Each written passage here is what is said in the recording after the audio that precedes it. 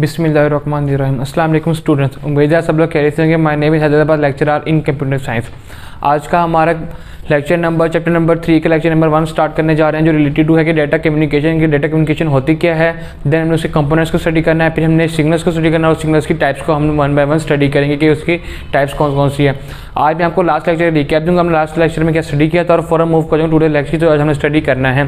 Last lecture हमने study किया था कि OSI मॉडल होता क्या है, उसको हमने उसकी डिटेल देखी थी। देन हमने उसके बाद हमने उसके कंपोनेंट्स को, उसकी डिफरेंट लेयर्स को स्टडी किया था, जिसमें उसकी 7 लेयर्स थी। एप्लीकेशन लेयर था, आपका प्रेजेंटेशन लेयर था, सेशन लेयर था एंड सो ऑन एक्सेट्रा पे डिफरेंट टाइप्स की आपकी लेयर्स थी और हमने उसको 1 बाय 1 स्टडी किया। आज का हमारा जो टॉपिक है वो रिलेटेड है डाटा कम्युनिकेशन।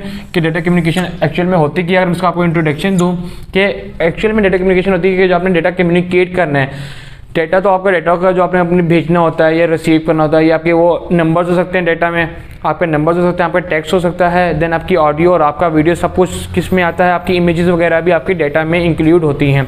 अब कम्युनिकेशन क्या होती है, सेंडर और रिसीवर की तरह में जो मैसेज पासिंग होगा उसको हम कहते हैं कम्युनिकेशन। कि वो अपनी इंफॉर्मेशन को कन्वे कर रहा है, सेंड कर रहा है एक जगह से दूसरी जगह पे, उसको हम कहते हैं कि ये क्या है, आपके पास कम्युनिकेशन है। कि सेंडर ने मैसेज सेंड किया, कम्युनिकेशन को स्टार्ट कर दिया, रिसीवर ने मैसेज सेंड किया, उसको रिप्लाई देगा, तो वो कम्युनिकेशन चलती रहेगी और उनके दरमियान मैसेजिंग पासिंग होती रहेगी। उसको हम कहते हैं ये क्या हो रही है, डाटा की कम्युनिकेशन हो रही है कि वो आपस में डीलिंग कर रहे हैं, कम्युनिकेट कर रहे हैं, कोई ना कोई इन्फॉर्मेशन सेंड कर रहे हैं या रिसीव कर रहे हैं। नेक्स्ट अगर हम इसके कंपोनेंट्स देखें, हर चीज़ के कोई ना कोई कंपोनेंट्स होते हैं बेसिकली, जिस पे वो आपके पास वो बेसिकली डिफाइन होती है, जिसके पर वो बनी हुई होती है, कि जिस पे वो बेस करती है कि उसके जो कंपोनेंट्स को डिफाइन करते हैं एक्चुअल में। अब फर्स्ट वन हमारे पास है मैसेज। कि मैसेज क्या होता है कि जो आप उस पर टाइप कर रहे हो, कि जो आपने मैसेज अपने रिसीवर को पहुंचाना है वो हम कहते हैं मैसेज। कि आपने अपने फ्रेंड को कोई ना कोई मैसेज करना है अबाउट एग्जाम या अबाउट इसकी हेल्थ के बारे में, तो आप वो जो मैसेज टाइप करेंगे, जो कुछ भी टाइप करेंगे वो आपका मैसेज आ जाएगा। कि वो आप जो मैसेज टाइप कर रहे हैं वो आपका मैसेज बन जाएगा। Next sender. सेंडर क्या, जो आपका मैसेज स्टार्ट करेगा, जो आपकी कम्युनिकेशन को स्टार्ट करेगा वो आपका सेंडर बन जाएगा। जो मैसेज भेजेगा, जो फर्स्ट मैसेज करेगा वो आपका सेंडर होगा, जो रिसीव करेगा वो रिसीवर हो जाएगा। नेक्स्ट ये है रिसीवर। रिसीवर क्या है, जो मैसेज को रिसीव करता है वो आपका रिसीवर बन जाता है। कि सेंडर ने मैसेज भेजा, रिसीवर एंड पे वो दूसरी एंड पे रिसीव हुआ तो वो रिसीवर बन गया। नेक्स्ट है कम्युनिकेशन। कि कम्युनिकेशन क्या हो रही है, एक्चुअली इसको मीडियम भी कह सकते हैं किस कम्युनिकेशन को। कि मीडियम किस तरह से, इस तरह से कि जो सेंडर और रिसीवर के दरमियान में कोई ना कोई कम्युनिकेशन मीडियम होगा, जिसके जरिए किस मीडियम के जरिए वो उसको यूज़ करते हुए आगे आपकी बात को कन्वे करेगा। अब सेंडर ने जो मैसेज भेजना है उसमें कोई ना कोई इन्फॉर्मेशन होगी, जो उन इन्फॉर्मेशन को देखते हुए आगे सेंड हो जाएगा वो रिसीवर एंड के पास। वो देखेगा कि ये मैसेज इस नंबर पर इसको सेंड किया है तो वो उसी के पास जाएगा।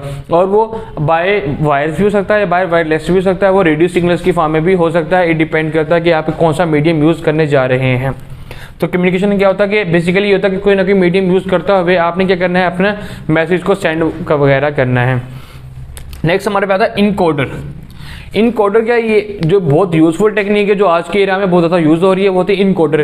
कि आपने जो अपना मैसेज भेजा है, जो अपने मैसेज आपने अपने रिसीवर को भेजा है, अपने फ्रेंड को भेजा, ड्यूरिंग द कम्युनिकेशन वो इनकोड फॉर्म में जाएगा, ताकि कोई third party during the communication, कि आपका मैसेज अभी सेंड हो रहा था, वो आपके फ्रेंड या किसी रिलेटिव के मैसेज अभी जा रहा था, रास्ते में कोई थर्ड पार्टी आकर, लाइक जिसको हम हैकर कहते हैं, वो आकर आपके डाटा को अगर हैक करने की कोशिश करे तो उसको हैक ही ना कर सके। क्यों? क्योंकि वो इनकोडेड फॉर्म में होगा, जिसको हम सिंपली अगर कहना चाहिए उसको इंक्रिप्शन भी कह सकते हैं। कि वो इंक्रिप्टेड फॉर्म में होगा। जो चीज़ इंक्रिप्टेड फॉर्म में होती है उसको हैक करना बहुत ज़्यादा मुश्किल होता है। क्यों? क्योंकि वो इंक्रिप्टेड फॉर्म में जारी होती है, इनकोडेड डाटा होता है, तो उसकी किसी आपके रिसीवर के पास ही होगी, जो जहाँ पे जाकर उसने डिकोड होना होगा। तो अगर कोई बंदा, कोई हैकर अगर आपकी ड्यूरिंग द कम्युनिकेशन आकर उसको हैक भी कर लेता है तो वो आपकी इंफॉर्मेशन को रीड आउट ही नहीं कर सके। क्यों? क्योंकि आपने कुछ और लिखा होगा, वो इनकोड फॉर्म में होगा, तो उसको कुछ और समझ में आ रहा होगा। अगर आपने यहाँ पे ए टाइप किया होगा, वहां पे उसको जी शो हो रहा होगा, तो वो उस मैसेज को अंडरस्टैंड ही नहीं कर सकेगा कि उसको किस तरह से उसको मैनेज करके लेके चलना है। तो उसका अगर वो हैक कर भी लेता तो उसको समझ ही नहीं आनी कि आपके मैसेज का क्या पर्पस था, किस लिए आपने लिखा था और किसको लिखा था। तो वो उसको समझ से बाहर हो जाएगी। With the help of a encryption और इनकोडर ये हमें बहुत ज़्यादा हेल्प आउट हो जाती होती है। नेक्स्ट हमारा है डिकोडर। डिकोडर क्या करता है ये, अब जो मैसेज आपका आया इन कोड के होते हुए सेंडर के पास से जो मैसेज आया वो इन कोड फॉर्म में था, इनकोडेड था, इनक्रिप्टेड फॉर्म में था। अब उस मैसेज ने आना है रिसीवर एंड पे, रिसीवर के पास उसकी की होगी, मीन्स कि उसका जो फ़ोन नंबर है वो उसकी की होती है। अब मैसेज को पता चला कि मैंने इस नंबर पे जाना था, तो वो उस नंबर पे पहुंचा, वहाँ पे उसने की मैच की जब उसकी मैच करके सेंडर और रिसीवर की, तो वो मैसेज वहाँ पे जगह ओपन हो जाएगा और उसको सेम एज इट इज वही टेक्स्ट शो होगा जो उससे सेंडर ने भेजा होगा, उसमें कोई चेंजिंग नहीं होगी। With the help of encoder and decoder हमें ये हेल्प होता है कि हमारा मैसेज कोई भी इंक्रिप्ट एडिट नहीं कर सकता, उसमें कोई चेंजिंग नहीं कर सकता, कोई रीड नहीं कर सकता, क्योंकि वो इंक्रिप्टेड फॉर्म में होता है, वो डेटा अनरीडेबल होता है, कोई उसको पढ़ ही नहीं सकता होता।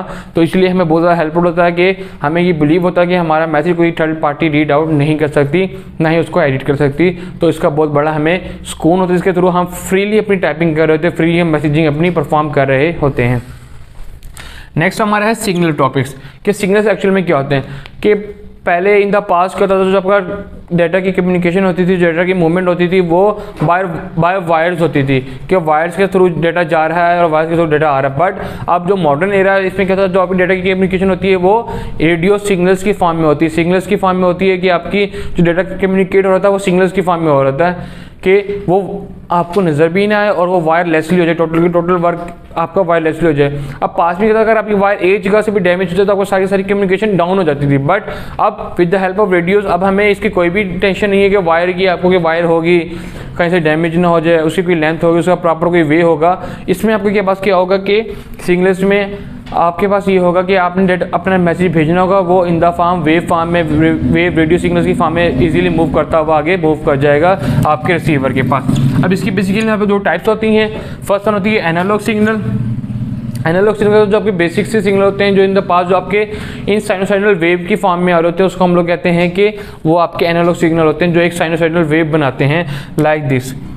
इसको हम लोग ये कहते हैं कि आपके एनालॉग सिग्नल होते हैं, जो आपको एक प्रॉपर वे शो करवाते हैं कि उसके अप होती है एंड डाउन होता है, क्रस्ट होता है और एक ट्रफ होता है, उसको हम लोग एनालॉग सिग्नल कंसीडर करते हैं।